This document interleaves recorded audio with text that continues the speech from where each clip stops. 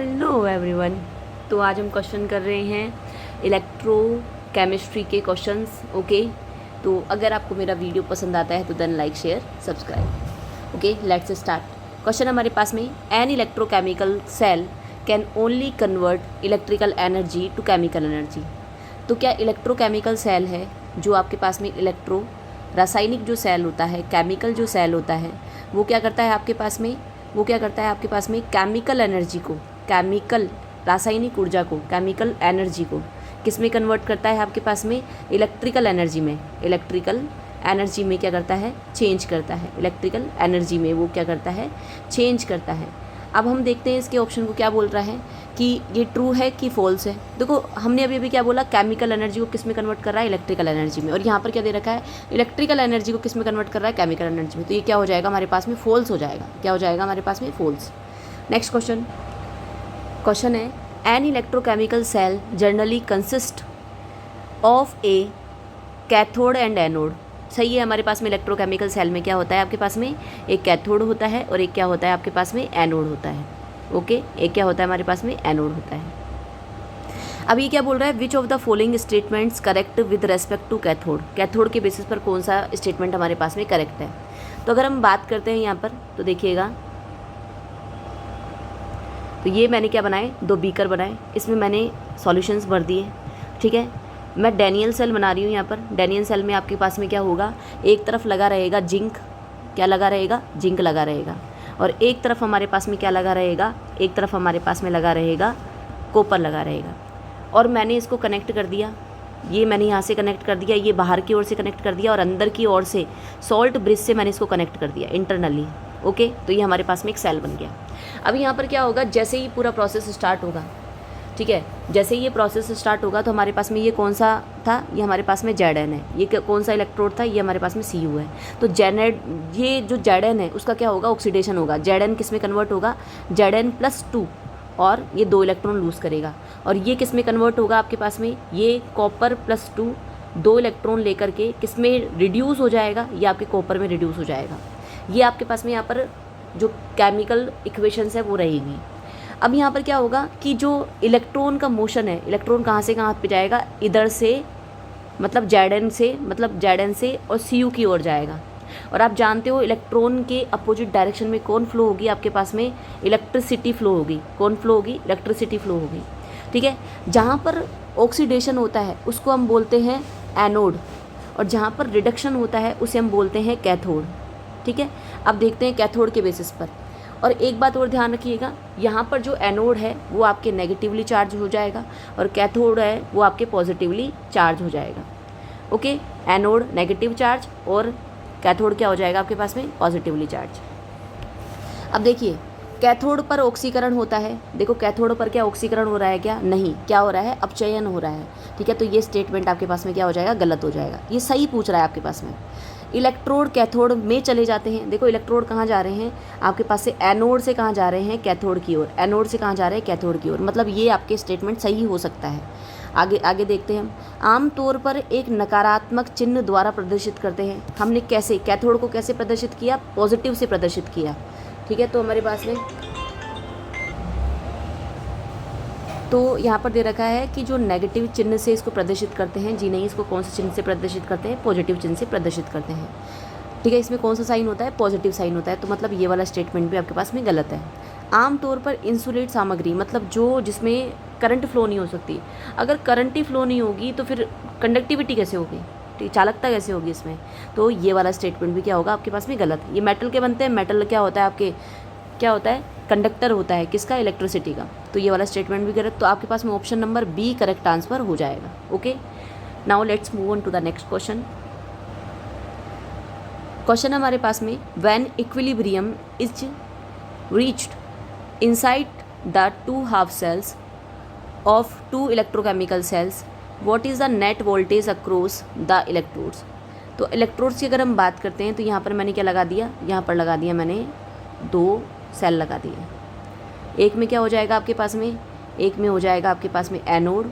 Okay, और दूसरे में क्या हो जाएगा आपके पास में? कैथोड। जैसे मैंने इसको बाहर की ओर से कनेक्ट किया, जैसे ही मैंने इसमें अंदर की ओर से कनेक्ट किया, कोई भी सॉल्यूशन भर करके, कोई भी इन द सेंस कि जो कंडक्टिविटी दे पाए। सॉल्यूशन भर दिया, कंडक्टिविटी होगी, सेल क्या करेगा, केमिकल रिएक्शंस को इलेक्ट्रिकल एनर्जी में कन्वर्ट करेगा। तो जैसे ही यहाँ दोनों तरफ बैलेंस होता है, जैसे दोनों तरफ बैलेंस होने लग जाता है, तो जो वोल्टेज होता है सेल का, इलेक्ट्रोड में जो वोल्टेज होगा वो क्या हो जाएगा आपके पास में, वो पहुँच जाएगा आपके पास में 0 पहुँच जाएगा। ठीक है, वो क्या पहुँच जाएगा आपके पास में 0। तो यहाँ पर जो नेट वोल्टेज है, अगर मैं नेट वोल्टेज की बात करती हूँ, वोल्टेज वो आपके पास में कितना हो जाएगा 0। कौन सी कंडीशन पर, जब दोनों तरफ क्या हो जाए, इक्विलिब्रियम आ जाए। दोनों तरफ कब आ जाए, जब साम्यावस्था निर्धारित हो जाए, साम्यावस्था आ जाए, क्या बोलेंगे हम, इक्विलिब्रियम आ जाए, इक्विलिब्रियम आ जाए। तो यहाँ पर क्या हो जाएगा आपके पास में, नेट वोल्टेज क्या हो जाएगा 0। तो हम क्या बोलेंगे यहाँ पर, ऑप्शन नंबर सी इसका करेक्ट आंसर हो जाएगा। ओके, और इसके अलावा यहाँ पर इलेक्ट्रिसिटी जो होती है, इलेक्ट्रिसिटी का फ्लो जो होगा वो बंद हो जाएगा। ओके, नेक्स्ट क्वेश्चन है, which of the following is not a generally used electrolyte in the salt bridge use to connect the 2 half cells of an electrochemical cells. कि इलेक्ट्रोकेमिकल सेल के 2 अर्ध सेलों को जोड़ने के लिए उपयोग किए जाने वाले सॉल्ट ब्रिज में निम्नलिखित में से कौन सा आमतौर पर इस्तेमाल किए जाने वाला इलेक्ट्रोलाइट नहीं है। तो ध्यान रखना, हम मोस्टली यहाँ पर स्ट्रॉन्ग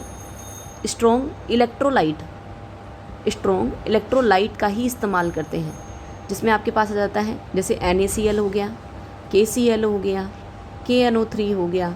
ठीक है, तो ये आपके मोस्टली यूज़ करते हैं, या फिर NH4NO3 हो गया, हम इसको यूज़ कर सकते हैं। आपके पास में ZnSO4 को हम यूज़ नहीं करेंगे क्योंकि आपके स्ट्रॉन्ग इलेक्ट्रोलाइट्स में नहीं आता है। ओके, तो इसके बेसिस पर हमने बात कर ली है। नेक्स्ट क्वेश्चन है, और साल्ट ब्रिज क्या करता है कि अगर साल्ट ब्रिज नहीं होगा तो किसी एक बीकर में पॉजिटिव चार्ज और किसी एक बीकर में नेगेटिव चार्ज इकट्ठा हो जाएगा और इलेक्ट्रिक करंट को फ्लो होने में दिक्कत होगी।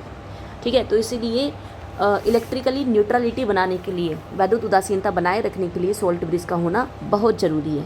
ओके, ये अंदर से कनेक्ट करता है और जो इलेक्ट्रोड्स का जो वायर होता है वो उसको बाहर से कनेक्ट करता है। ठीक है, तो ये क्या करता है, इलेक्ट्रिकल न्यूट्रलिटी को बैलेंस करता है, दोनों सेल्स को अंदर की ओर से जोड़ता है, और जो इसके इलेक्ट्रोलाइट्स होते हैं वो सॉल्यूशन से रिएक्ट नहीं करते हैं। ओके, स्ट्रॉन्ग इलेक्ट्रोलाइट का हम यहाँ पर इस्तेमाल करते हैं। नेक्स्ट क्वेश्चन हमारे पास में, when no current is drawn through an electrochemical cell the difference of the electrode potentials of the 2 electrodes is called cell EMF, true और फॉल्स। ठीक है, अगर हम बात करें कि अगर हमारे पास में कोई करंट नहीं बह रही है, ठीक है, तो वहाँ पर हमारे पास में जो इलेक्ट्रोड पोटेंशियल रहेगा, ठीक है, दोनों सेलों का अगर इलेक्ट्रोड पोटेंशियल की अगर बात करेंगे हम, कोई भी करंट नहीं बह रही है, I=0 है, तो यहाँ पर जो भी सेल पोटेंशियल रहेगा, ठीक है, यहाँ पर उत्पन्न होने वाले विभव को, ठीक है, हम कहेंगे EMF,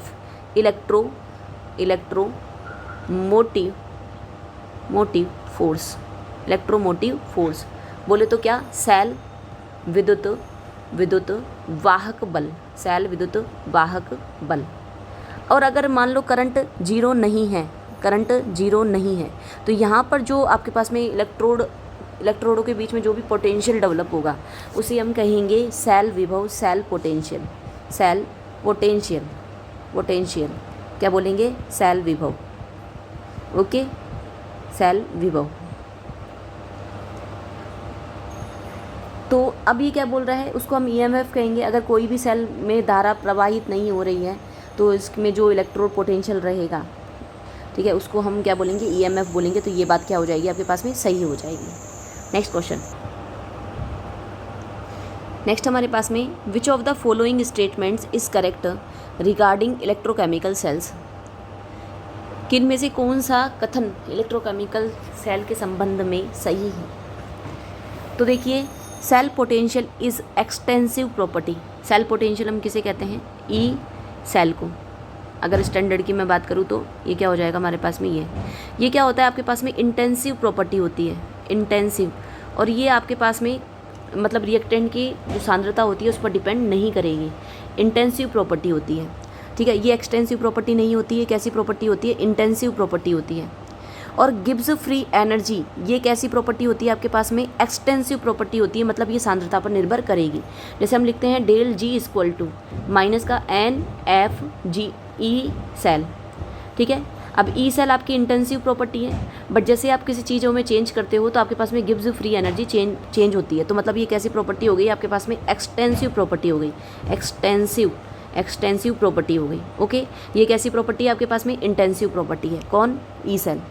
अब देखिए Gibbs free energy is undefined for an electrochemical cell, electrochemical cell के लिए कैसे डिफाइंड नहीं है, ये डिफाइंड है, अच्छे से डिफाइंड है, तो मतलब ये वाला स्टेटमेंट भी करेक्ट नहीं है हमारा, ये वाला स्टेटमेंट भी करेक्ट नहीं है, ये आपके पास में एक्सटेंसिव प्रॉपर्टी होती है, जबकि cell potential is an intensive property. इस बात का ध्यान रखिएगा, जब भी कोई स्टेटमेंट आपके पास में एक एक्सटेंसिव का दे रखा है, एक इंटेंसिव का दे रखा है, तो आपको वहाँ ही दिमाग लग जाएगा कि भैया इन दोनों में से एक गलत है, एक सही है। ओके, तो यहाँ पर आंसर क्या हो जाएगा हमारे पास में, ऑप्शन नंबर बी हमारा करेक्ट आंसर हो जाएगा कि जो सेल क्षमता होती है, जो सेल पोटेंशियल होता है, वो क्या होता है आपके पास में, एक इंटेंसिव प्रॉपर्टी होती है, ठीक है। ये डिपेंड नहीं करती है कंसंट्रेशन पर। नेक्स्ट है, which of the following factor does not affect the electrode potential of N electrode, कि इनमें से कौन इलेक्ट्रोड पोटेंशियल को अफेक्ट नहीं करता। देखिए इलेक्ट्रोड पोटेंशियल किस किस पर डिपेंड करेगा, कि हमारे पास में इलेक्ट्रोड पोटेंशियल बोले तो इलेक्ट्रोड क्षमता, इलेक्ट्रोड विभव, कि इलेक्ट्रोड किसका बना हुआ है, पहली बात ये सही है, किसका बना हुआ है, और उस सॉल्यूशन का हमारे पास में टेम्परेचर कितना है, उसमें मोलारिटी कितनी है, कि आप कितना मोल कंसंट्रेशन घोल रहे हो। यहाँ पर डिपेंड किस पर नहीं करेगा, साइज़ ऑफ इलेक्ट्रोड की, भैया वो कितना बड़ा है साइज़ में या कितना छोटा है, इलेक्ट्रोड का साइज़ इस पर कोई इफेक्ट नहीं डालेगा सेल पोटेंशियल पर। तो हमारा आंसर क्या हो जाएगा, ऑप्शन नंबर डी हमारा आंसर हो जाएगा। Now let's move on to the next question है, why are the saturated solution of electrolytes for the salt bridge prepared in agar agar jelly और जिलेटिन। तो अगर हम बात करें कि जो सैचुरेटेड सॉल्यूशन ऑफ इलेक्ट्रोलाइट्स है वो आपके सॉल्ट ब्रीज में अगार अगार या जेली या फिर जिलेटिन फॉर्म में क्यों प्रिपेयर किए जाते हैं। सबसे पहली बात है कि ये इलेक्ट्रोलाइट के जैसे काम करता है, जी नहीं, ठीक है, ये इलेक्ट्रोलाइट के जैसे काम नहीं करता, ये केवल उसको सेमी सॉलिड बनाने में काम आता है, ठीक है। It helps the electrolytes to mix with the contents of the half cells. तो ये क्या हाफ सेल के जो ये इलेक्ट्रोलाइट को मिक्स करता है हाफ सेल में, जी नहीं, ये इलेक्ट्रोलाइट को मिक्स नहीं करता बल्कि मिक्स होने से बचाता है, तो मतलब ये भी क्या है, गलत है। It helps maintain the electrically polarity नहीं करता, ये इलेक्ट्रिकली न्यूट्रलिटी डेवलप करता है, तो मतलब ये क्या हो जाएगा, गलत हो जाएगा। नेक्स्ट है, it keeps the electrolyte in semi solid phase and prevents it from mixing with the two half cell solution. तो ये क्या करता है कि जो इलेक्ट्रोलाइट है उसको सेमी सॉलिड अर्ध ठोस अवस्था में रखता है, और जो सॉल्यूशन है, जो उस बीकर में भरे हुए सॉल्यूशंस है, उनके साथ में मिक्स होने से रोकता है, तो मतलब ये क्या हो जाएगा, आपके पास में सही हो जाएगा। मैंने क्या कहा कि अगार अगार में क्या काम है इसका, कि ये इलेक्ट्रोलाइट को क्या करता है, सेमी सॉलिड फेज में, मतलब अर्ध ठोस अवस्था में सेमी सॉलिड फेज में लाता है।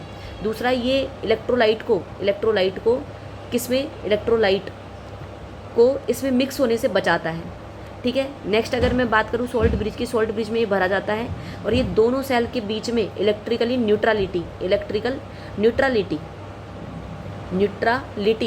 बनाता है, ओके। तो यहाँ तक हमने बात करी, तो इसका आंसर क्या हो जाएगा हमारे पास में, ऑप्शन नंबर डी हमारा इसका करेक्ट आंसर हो जाएगा, ऑप्शन नंबर डी, ठीक है, ऑप्शन नंबर डी हमारा करेक्ट आंसर हो जाएगा, okay, this one. Next question, अब देखिए मैंने अब इतने सारे फीचर्स बता दिए सॉल्ट ब्रिज के, अभी ये क्वेश्चन आपसे सॉल्व हो जाना चाहिए। क्या, विच of the following is note, ये सबसे पहले नोट, जब भी क्वेश्चन में नोट आए नहीं है उसको अंडरलाइन कर लीजिए। Is note A characteristics feature of A salt bridge, कि इनमें से कौन कैरेक्टरिस्टिक फीचर नहीं है, उसका गुण नहीं है, उसकी विशेषता नहीं है, किसकी, सॉल्ट ब्रिज की या लवण सेतु की। Salt bridge joins the two halves of the electrochemical cell, सही बात है, ये जो सॉल्ट ब्रिज होता है वो दो इलेक्ट्रोकेमिकल सेल के दो हिस्सों को क्या करता है, जोड़ता है। It completes the inner circuit, सही बात है, ये क्या करता है, आंतरिक सर्किट को क्या करता है, पूरी करता है, मतलब ये भी सही हो गया, ये भी सही हो गया। It is filled with salt solution और जेल, इसको हम कैसे भरते हैं, हम इसको अर्ध ठोस अवस्था में या सेमी सॉलिड फेज में बढ़ते हैं, मतलब जेल के साथ में बढ़ते हैं, मतलब ये भी सही है। यह cell it does not maintain electrically neutrality of the electrolyte solution of the half cells. क्या ये आपके इलेक्ट्रिकल न्यूट्रलिटी को मेंटेन नहीं करता? करता है, इसका काम ही मेन ये है। तो ये क्या करता है भैया? इलेक्ट्रिकल न्यूट्रलिटी को मेंटेन करता है। मतलब ये वाला ऑप्शन हमारा पास क्या हो जाएगा? गलत हो जाएगा। ओके, ये वाला ऑप्शन क्या हो जाएगा हमारे पास में? गलत हो जाएगा। ओके, तो ये वाला हमारे पास में ऑप्शन नंबर डी हमारा करेक्ट आंसर हो जाएगा। देखिए, अब ये क्वेश्चन थोड़ा सा अलग है। आप हल्का सा इसमें अगर दिमाग लगाओगे तो आपके पास में 2 ऑप्शन आपके पास में निकल करके आएंगे और 2 ऑप्शन में से आपको एक ऑप्शन चेक करना है। देखिए, निम्न में से which of the following is not a type of electrochemical cell. Voltaic cell बोले तो केमिकल एनर्जी को किस में चेंज करता है? इलेक्ट्रिकल एनर्जी में। फ्यूल सेल बोले तो केमिकल एनर्जी को किस में चेंज करता है? इलेक्ट्रिकल एनर्जी में। यही हमारे पास में क्या होता है? इलेक्ट्रोकेमिकल सेल का प्रॉपर्टी होता है कि भाई केमिकल एनर्जी किस में चेंज हो रही होगी? इलेक्ट्रिकल एनर्जी में चेंज हो रही होगी। मतलब आपके पास में ये वाला ऑप्शन भी नहीं आएगा और कौन सा नहीं आएगा? आपके पास में ये वाला ऑप्शन भी नहीं आएगा। अब हम इलेक्ट्रोलाइट सेल की बात करते हैं। देखिए, इलेक्ट्रोलाइट सेल में क्या हो रहा है भैया? आपके पास में इलेक्ट्रिकल एनर्जी किस में कन्वर्ट हो रही है? केमिकल एनर्जी में। तो मतलब ये अगर हम रोकते हैं एक बार के लिए, अगर हम इसको रोकते हैं तो देखो फोटोवोल्टिक सेल को देखो आप एक बार, तो फोटोवोल्टिक सेल में क्या है हमारे पास में? किस में चेंज हो रही है? लाइट एनर्जी कन्वर्ट हो रही है इलेक्ट्रिकल एनर्जी में। ठीक है, तो ये तो बिल्कुल ही अलग गया। तो हमारे पास में जो ऑप्शन आएगा यहाँ पर ऑप्शन नंबर बी आएगा। ठीक है, ये वैसे तो ऑप्शन ये वाला आ जाना चाहिए था, पर बिल्कुल ही अलग कौन गया? ये वाला। ठीक है, तो नेक्स्ट क्वेश्चन पे हम जाते हैं। तो ऑप्शन नंबर बी हमारे यहाँ पर करेक्ट आंसर हो जाएगा। क्वेश्चन हमारे पास में, what is the direction of flow of electron in an electrolyte solution. तो इलेक्ट्रोलाइट सेल सॉल्यूशन अलग, इलेक्ट्रोलाइट सेल अलग होता है, इलेक्ट्रोकेमिकल सेल अलग होता है। ठीक है, इस बात का आप ध्यान रखिएगा कि हमारे पास में इलेक्ट्रोलाइट सेल अलग होता है और इलेक्ट्रोकेमिकल सेल अलग होता है। तो मैंने यहाँ पर एक इलेक्ट्रोलाइट सेल बना दिया। तो यहाँ पर आप डायरेक्शन नोटिस कर पा रहे होंगे कि बाहर की ओर क्या है आपके पास में? इलेक्ट्रॉन कहाँ से कहाँ जा रहे हैं? एनोड से कैथोड पर जा रहे हैं, बाहर की ओर। ठीक है, एनोड पर क्या होता है? ऑक्सीडेशन होता है, वहाँ से इलेक्ट्रॉन निकलते हैं। कैथोड पर क्या होता है? रिडक्शन होते हैं, वहाँ पर आकर के इलेक्ट्रॉन रुकते हैं। आंतरिक रूप से क्या हो रहा है? कैथोड से कहाँ जा रहे हैं? एनोड की ओर। तो देखो यहाँ पर ऑप्शन अगर हम देखें, कैथोड से एनोड बाहरी रूप में, एक्सटर्नली, मतलब ये सही है। एनोड से कैथोड आंतरिक रूप से नहीं, कैथोड से एनोड जाते हैं। कैथोड से एनोड बाहरी रूप से नहीं, एनोड से कैथोड होता है, ये भी गलत। कैथोड से एनोड विलियन में, कैथोड से एनोड विलियन में, आंतरिक रूप से बोल सकते थे, विलियन में नहीं बोलेंगे हम इसको। तो ये हमारे option number A correct answer हो जाएगा। ऑप्शन नंबर ए हमारा क्या हो जाएगा? करेक्ट आंसर हो जाएगा यहाँ पर। नेक्स्ट हमारे पास में, which of the following is not a secondary cell. देखिए, प्राइमरी सेल क्या होता है? प्राइमरी सेल अगर मैं इसकी बात करती हूँ आपके पास में कि ये आप इसको वापस रिचार्ज नहीं कर सकते हो। इसमें एग्जाम्पल क्या क्या हो जाएगा हमारे पास में? जैसे ड्राई सेल, शुष्क सेल, ड्राई सेल, इसे हम लैक्लांशी सेल भी बोलते हैं। क्या बोलते हैं? लैक्लांशी सेल भी बोलते हैं। ठीक है, और इसका एक एग्जाम्पल और हो जाएगा इसका, मर्क्यूरी सेल। इसको भी आप वापस रिचार्ज नहीं कर सकते। जो छोटे छोटे सेल लगते हैं ना बटन शेप में, ठीक है, उसको भी हम वापस रिचार्ज नहीं कर सकते। और सेकेंडरी सेल में क्या होता है? सेकेंडरी सेल में आपके पास में अगर हम बात करें तो यहाँ पर आपके पास में इनको हम वापस रिचार्ज कर सकते हैं, और ये बहुत सारे सेलों की एक सीरीज़ होती है। नेक्स्ट हमारे पास में एग्जाम्पल क्या हो जाएगा? आपके पास में एग्जाम्पल हो जाएगा लेड स्टोरेज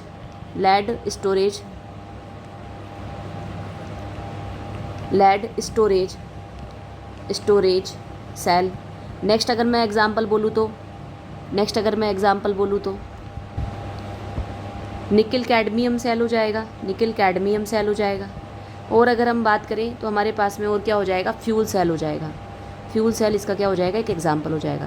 तो देखो आपके पास में सेकेंडरी सेल कौन सा नहीं है? तो लैक्लांसी सेल भी नहीं है और यहाँ पर मरकरी सेल भी नहीं है।